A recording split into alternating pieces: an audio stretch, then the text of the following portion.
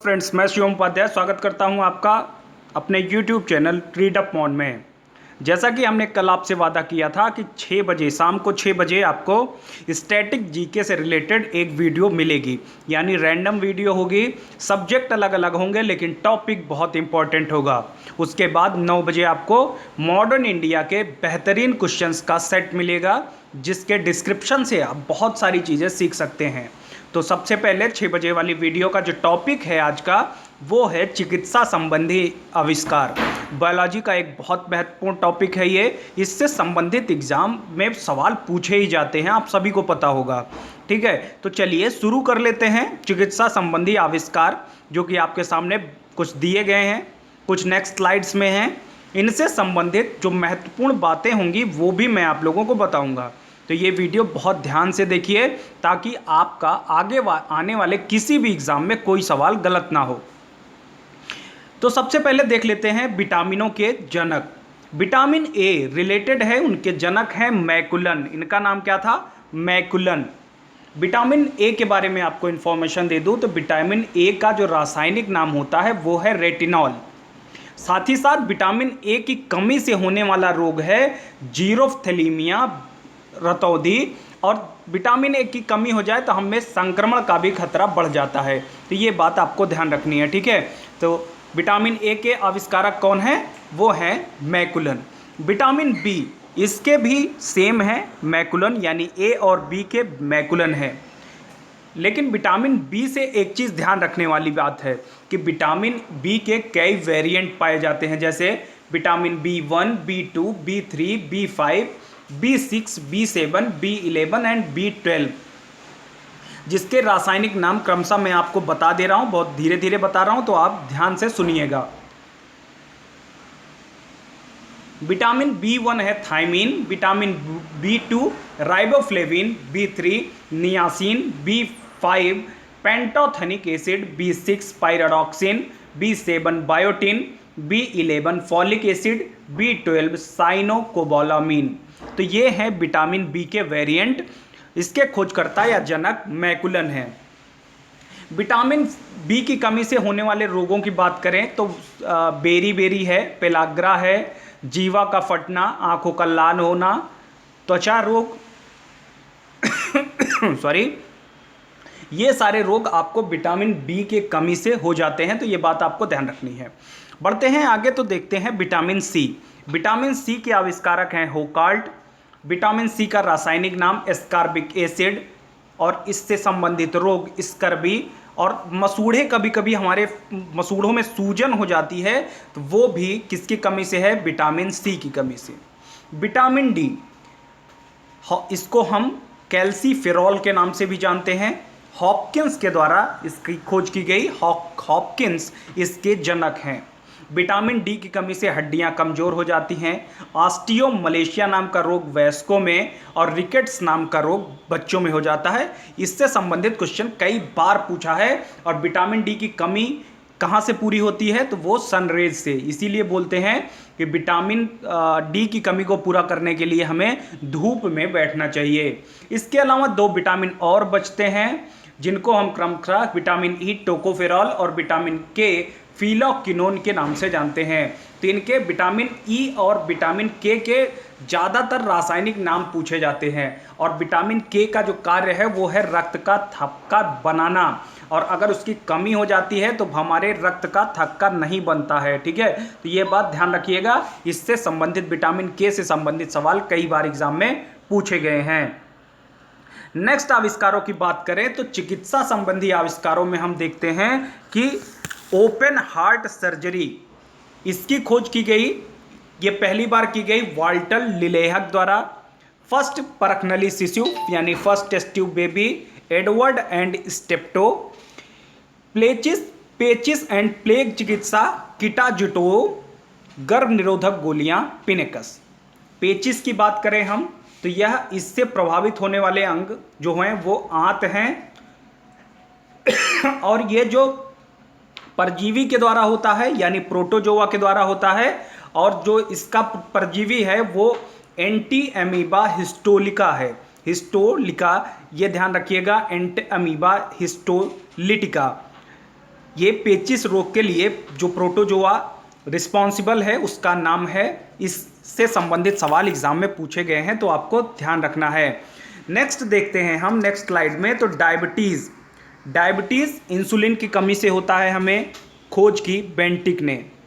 तो जब हमारे पैनक्रियाज में बीटा सेल्स के द्वारा इंसुलिन नहीं बन पाती है तो फिर हमें डायबिटीज़ रोग हो जाता है। डायबिटीज़ के कई टाइप हैं, जैसे टाइप 1, टाइप 2।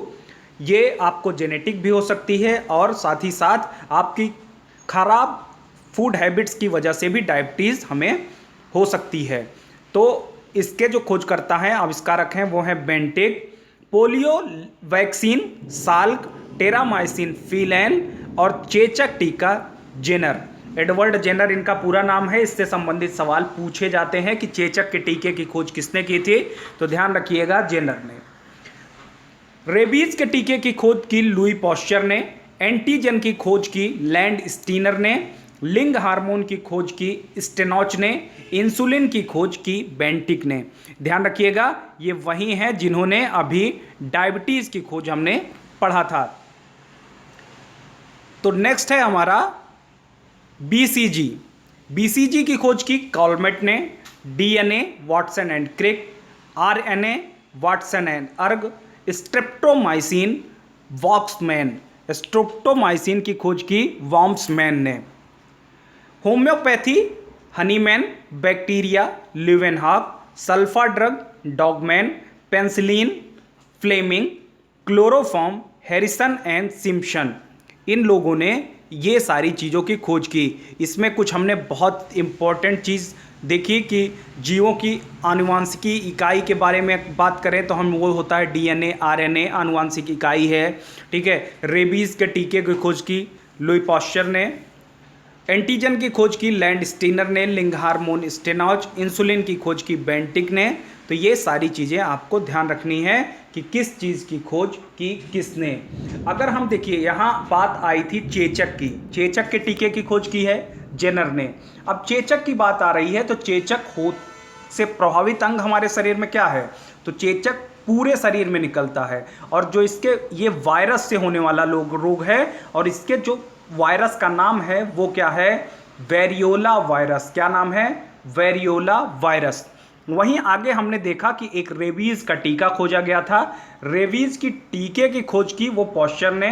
रेबीज से प्रभावित अंग जो है हमारा वो है तंत्रिका तंत्र।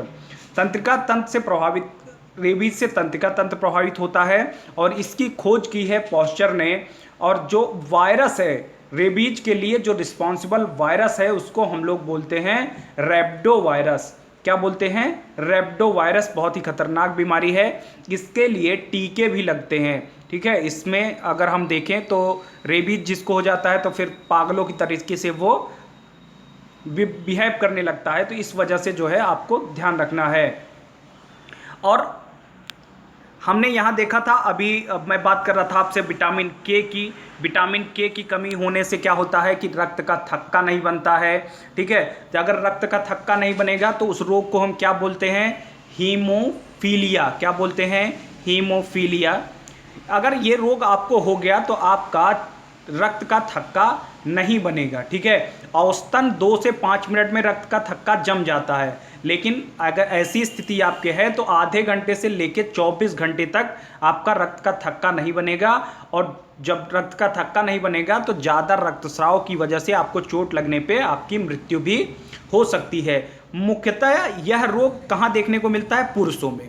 स्त्रियों में ये रोग नहीं पाया जाता, लेकिन स्त्रियों में भी यह रोग तभी होता है जब उसके दोनों गुणसूत्र यानी X और X, 2 जीन होते हैं, पुरुषों में XY और महिलाओं में XX। तो दोनों जीन जब प्रभावित होंगे तभी जा करके उसको ये रोग होगा, नहीं तो नहीं होगा, ठीक है। और इस रोग के अगर वाहक की बात करते हैं तो इस रोग की वाहक होती हैं स्त्रियां, यानी स्त्रियों के द्वारा उनके बच्चों में जेनेटिक रोग है हीमोफीलिया और उनके बच्चों में ये उसकी वजह से,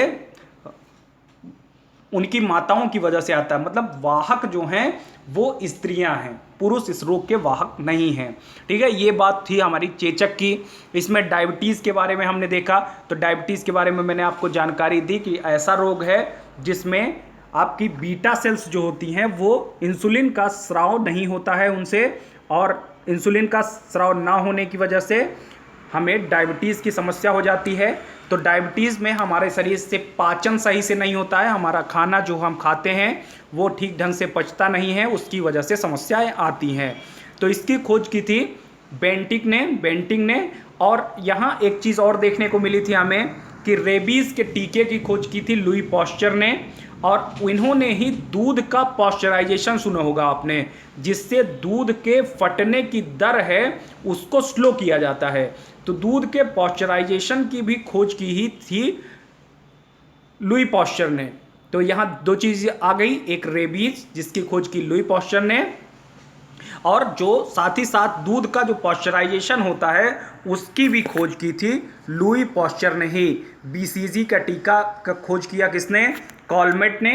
और डीएनए वाटसन एंड क्रिक, और आरएनए में वाटसन एंड अर्ग है, ये बात आपको ध्यान रखनी है, ठीक है। Watson and Crick and Watson and अर्ग दोनों में अंतर है, ये बात थोड़ा सा ध्यान रखिएगा।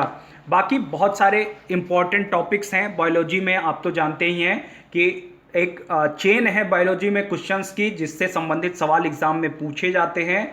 तो वो सारी चीज़ें आपको बिल्कुल अच्छे तरीके से ध्यान रखनी है, और एग्ज़ाम में जा कर के बिल्कुल अच्छे तरीके से आपको परफॉर्म करना है। तो इस वीडियो में जितने भी हमने चर्चा किए हैं आविष्कारों से, सारे के सारे जितने भी हमने इसमें ऐड किए हैं, सबसे क्वेश्चन पूछे गए हैं। तो आपको करना सिर्फ इतना है कि बारी बारी से उनको देख करके सब सही तरीके से उनको नोट करके और फिर याद कर लेना है। कहीं ना कहीं किसी ना किसी एग्ज़ाम में ये सवाल आपसे पूछे ही गए हैं, ठीक है। आगे फिर हमारी अभी 9 बजे जो मॉडर्न इंडिया की क्लास होगी उसमें क्वेश्चंस होंगे और उस पर आधारित डिस्क्रिप्शन भी होगा, ताकि आपका प्रॉपर तरीके से वो टॉपिक वाइज होगा। एक टॉपिक मैं एक दिन में आपका कंफर्मली तैयार करा दूंगा। तो वो वीडियो आएगी आपकी 9 बजे, ठीक है। ये बात ध्यान रखिएगा, 9 बजे इसको जरूर देखिए। सुबह 6:30 बजे करंट अफेयर्स कल से मिलना स्टार्ट हो जाएगा, आपको डेली मिलेगा। तो उस वीडियो को भी आप देखना ना भूलें। प्रिपरेशन करते रहें, और ताकि वैकेंसीज आने पर आप पूरी तरीके से तैयार पाएँ अपने आप को सिलेक्शन के लिए। बिल्कुल ध्यान रखिएगा। चलिए फिर मिलते हैं आज के वीडियो में। नेक्स्ट वीडियो आपकी होगी 9 बजे। वीडियो आपको कैसी लगी कमेंट सेक्शन में ज़रूर बताएं। चैनल को ज़्यादा से ज़्यादा शेयर करें, सब्सक्राइब कराएं, ताकि आप वीडियो प्रमोट हो सके, साथ ही साथ चैनल प्रमोट हो सके, चैनल से ज़्यादा टीचर्स जुड़ सकें, ताकि आपको ज़्यादा से ज़्यादा वीडियोस और सब डिफरेंट सब्जेक्ट्स की क्लास भी इस चैनल पर प्रोवाइड की जा सके। Okay, thank you for watching. Subscribe my channel read upon.